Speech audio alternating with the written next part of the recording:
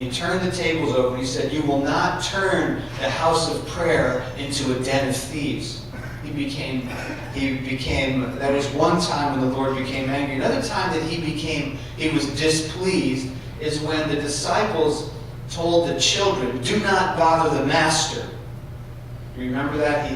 They told them, don't bother the master, he is busy. And the Lord, it was displeased the Lord, and he said, "Suffer the children to come unto me, for such is the kingdom of heaven." And then the other time is in Matthew 24, when Jesus confronted the Pharisees. And the Pharisees were men who were condemning the general population, the sinners, and Jesus called them all kinds of choice names. I think he called them 16 different names, used 16 different derogatory terms to describe the Pharisees. And why was he angry at the Pharisees? Because in John chapter 8 he said that the Pharisees' father was the devil. That they were the children of the devil. That they were putting yokes on people that they themselves couldn't even carry. They were hypocrites.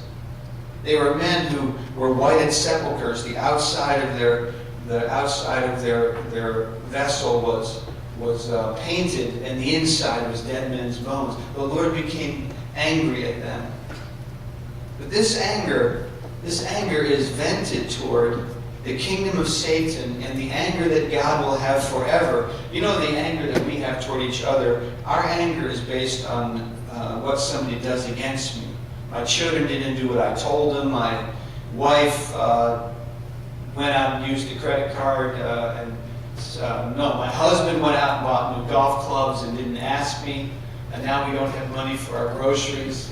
Whatever could happen, I become angry at them. All of that anger, the sin, was paid for at the cross when God's wrath was poured out on Jesus Christ on our behalf. And that's why there is no anger me against my brother. If my brother sins against me, what comes up in me could first be anger, but then love comes, and there is a cross, and the sin has been paid for, and now I no longer am angry. And I think maybe we could say this about anger. Guys especially get angry, and we can be justified in it. I'm angry because. As if to say that it's okay if I get angry.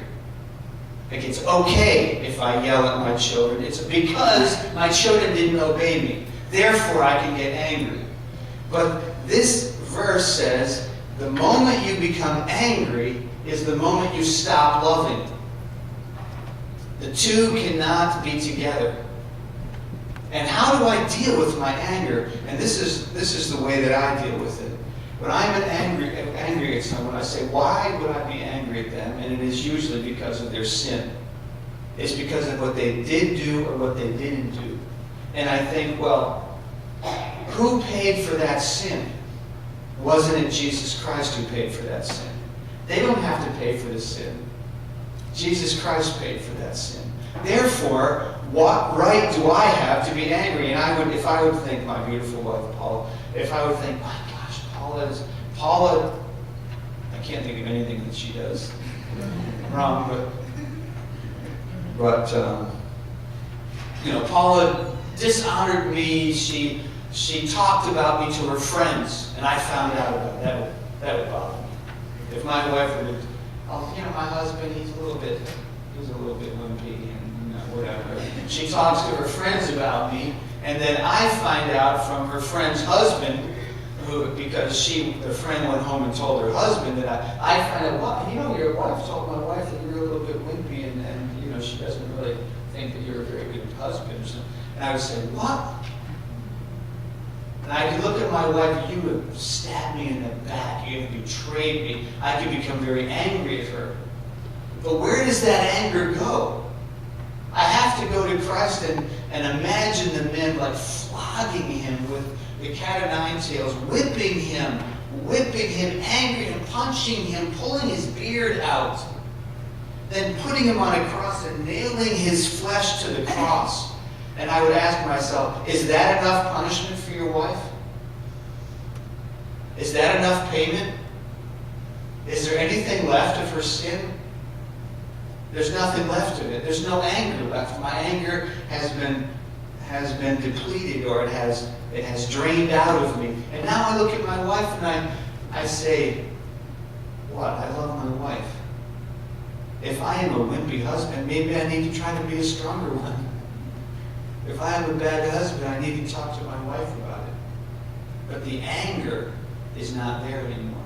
And same with our children. It doesn't mean we don't discipline our children, but we don't discipline our children because of their sin, because Christ died for their sin. I discipline my children because of love. There's a big difference. You know, child abuse, there's a lot of controversy about whether you should spank your children. And there's no law that says you can't spank your children, but there's laws against child abuse. And you know that the definition of child abuse is that a parent would beat his child in anger. Because beating a child in anger is not for the child's sake, it's for the parent's sake. I am angry, you disobeyed me, therefore I am going to punish you. But that anger is really, in a sense, you could say, and it is said, that anger is actually child abuse. Because it's not for the child's sake. Because love might do differently. It could be that my child is discouraged. Maybe he doesn't need to be disciplined. Maybe he needs to be taken out to Friendly's and to get an ice cream. Maybe that's what he needs. Anyway, love is not provoked.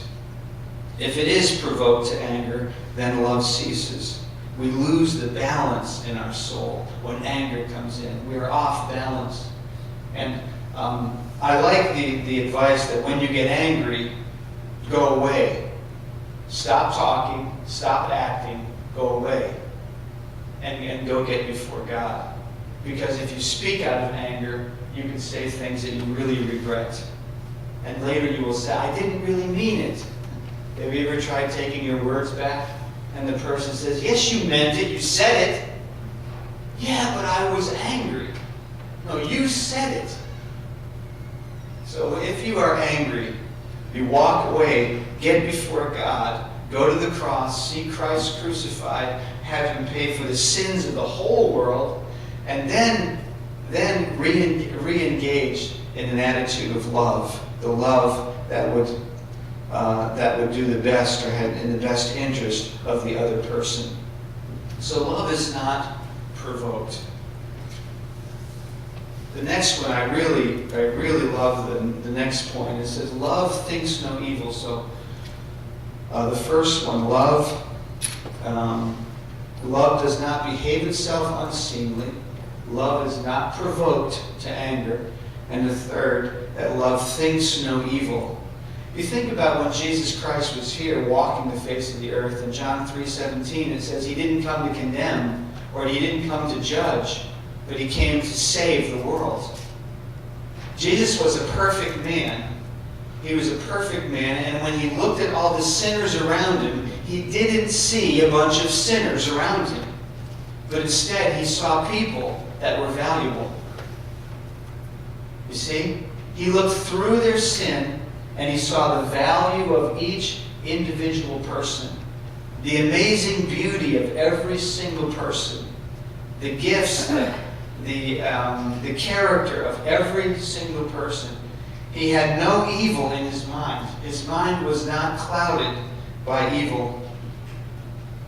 You remember in John chapter 8, the woman was caught in adultery. The religious men, they caught her in adultery, which means that they were supposed to have been eyewitnesses of it. Anyway, we don't know that, but they pulled her before the Lord. She has been caught in adultery. What do you say should happen to her? And Jesus said, he who is without sin, and really, He said, he who is without this sin, cast the first stone. And the men dropped their stones and they walked away. And you remember what Jesus said to her? He said, who condemns you? Or where are your accusers? She said, there are none. And He said, I don't condemn you either. Go and sin no more. He thought no evil about her. Even when He thought of her future, He said, go and sin no more. He didn't say, go and do the best you can. Go and try not to sin. He saw no evil in her future. He saw no evil in her. It makes no account of evil. The word think actually isn't the word to ponder, but it is the word to calculate. It is logizomai, is a Greek word that means to calculate, like an accountant does. It means when I look at Pastor Shin, I'm not calculating evil. It's not on the balance sheet. I'm not calculating. Why? Because if Christ took away the sins of the world, then where is his evil? Right? It means that my relationships with people are clean. There is no evil between us. And that's why when we look at people, we look at them with a genuine acceptance and a genuine love. When we look at our children, it's not what did they do yesterday, or what is the bad part of them, or what did they get on their exam, or something is between us, but it's instead there is an amazing gaze of just acceptance and love because of what Jesus Christ has done. There cannot be evil. We cannot calculate evil. You know how I do a lot of marriage counseling, so I hear a lot of couples, especially the women, are more sensitive to this than the men are, but because men are insensitive, that's the accusation against us. But I hear this a lot. I know what he meant when he said that. I know what he meant. He meant that, like, how about this? I come home and Paula says, "Hey, Brian, you want to go out to eat tonight?" And I say, No, I'm kind of tired. I think I want to hang out at home. And she says, I know what he meant. He doesn't want to be with me in public. I know what he meant. Right? That kind of like trying to say why somebody did something. Right? I could say, I know why they did that. They did that because they want my job. But I know why they did that. They did that because they really don't like me. Right? Those types of calculations, that is what thinking evil is. It's for me to project on Pastor Shin some sort of motive. That's an evil motive. When we say it like this, it is what it is. Right? If someone is evil, they will do evil, and it won't have to be thought about. It will be. It will be, and you can deal with it when it is. But I don't need to go around the world keeping track of evil in people's lives. One person after another, account clean. Christ took away his sin. Account clean, account clean, account clean. And also, who am I to judge my brother?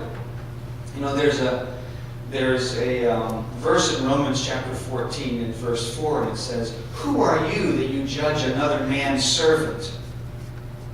He stands or falls before his master and him alone."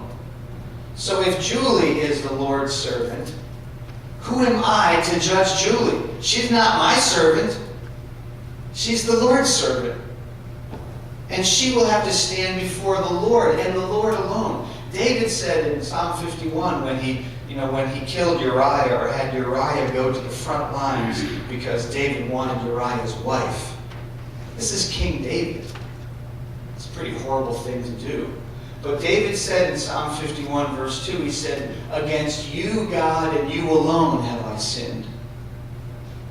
Right? Against you, God, have I sinned. If somebody sins, are they sinning against me? Who am I to judge another man? Who am I to say who's right and who's wrong? Who am I that I would judge a person when they are actually God's servant, not mine?